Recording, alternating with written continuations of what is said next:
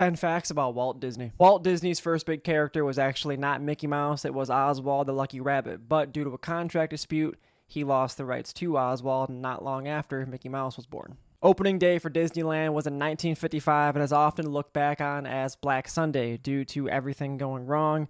The rides kept breaking down, they ran out of refreshments at one point, and the asphalt was melting the shoes of the guests in the park. Walt owned a job as a newspaper editor when he was a young boy, but eventually got fired due to a lack of imagination. Walt Disney owns the record for most Academy Award wins with 32 and having 59 nominations to go with it. Walt Disney is looked back on as perhaps the godfather of animation, if not one of them, as he helped pioneer multi-plane camera technology. He helped pioneer synchronized sound when it comes to animated films, and he was one of the first to produce the full-length feature film for animation. The early iteration of Mickey Mouse was voiced by Walt Disney himself from 1928 until 1947. Walt Disney was a huge lover of trains, even at one point having a mini railroad in his own backyard.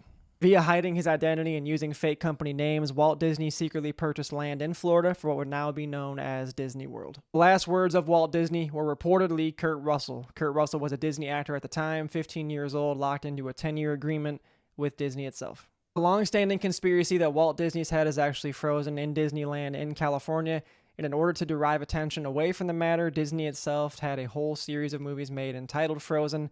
That way, if you ever were to Google Walt Disney and Frozen, that movie came up rather than this. Yeah.